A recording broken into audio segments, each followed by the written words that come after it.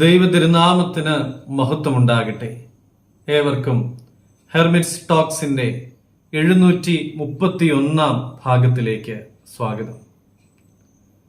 ഇന്നത്തെ പ്രഭാത ചിന്തയ്ക്കായി 2 കൊരിന്ത്യർ 5 അധ്യായം 17 തിരുവചനം ഒരിക്കൽ കൂടെ വായിക്കപ്പെടുകയാണ്.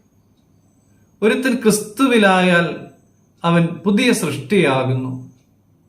പഴയത് കഴിഞ്ഞുപോയി, ഇതാ അത് പുതുതായി തീർന്നിരിക്കുന്നു.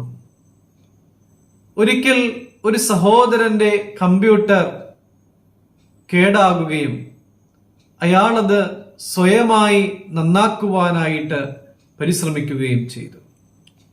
നമ്മളൊക്കെ ചെയ്യുന്നത് പോലെ യൂട്യൂബിൽ ട്യൂട്ടോറിയലൊക്കെ നോക്കി അയാൾ നന്നായി പരിശ്രമിച്ചു. എന്നാൽ ആ പരിശ്രമം വിജയം കണ്ടില്ല. അതിനുശേഷം ചില സുഹൃത്തുക്കളുടെ സഹായം തേടി സുഹൃത്തുക്കളും അവരാൽ കഴിയുന്നത്ര പരിശ്രമിച്ചു. അതും പരാജയപ്പെട്ടു. ഒടുവിൽ തൊട്ടടുത്തുള്ള സർവീസ് സെന്ററിൽ കൊണ്ടുപോയി. അവിടെ അവർ അതിനെ പരിശോധിച്ചു. അവർ പറഞ്ഞു, ഇതിന്റെ ഹാർഡ് ഡിസ്ക് മാറ്റിവെക്കാതെ യാതൊന്നും ചെയ്യുവാനായിട്ട് സാധിക്കുകയില്ല എന്ന്. ഹാർഡ് ഡിസ്ക് മാറ്റിക്കഴിഞ്ഞാൽ ഇത് ഫാക്ടറിയിൽ നിർമ്മിച്ചതുപോലെ തന്നെ ആയിത്തീരും. പക്ഷേ ഇതിലെ ഡാറ്റകളൊക്കെയും നഷ്ടപ്പെട്ടു പോയേക്കാം. പുറമേ ഒരല്പം പഴയതാണ് എങ്കിലും അകമേ പുതുപുത്തനായി മാറ്റപ്പെടുകയും ചെയ്യും.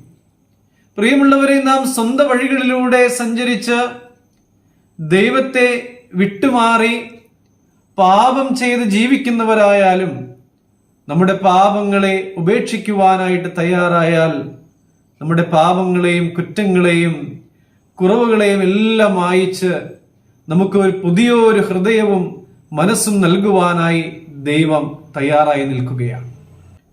നമ്മുടെ ശരീരം ക്ഷീണവും രോഗവും ബാധിച്ചതാണ് എങ്കിലും ദൈവം നമുക്ക് പുതിയൊരു അവസരം നൽകുകയാണ് ചെയ്യുന്നത്.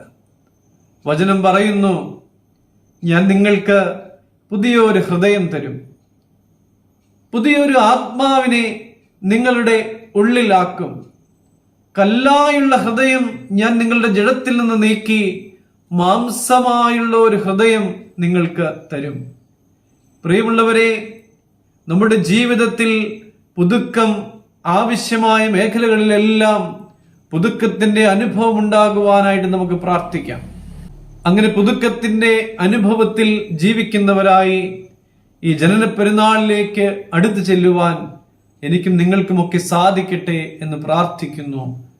ദൈവം അനുഗ്രഹിക്കട്ടെ.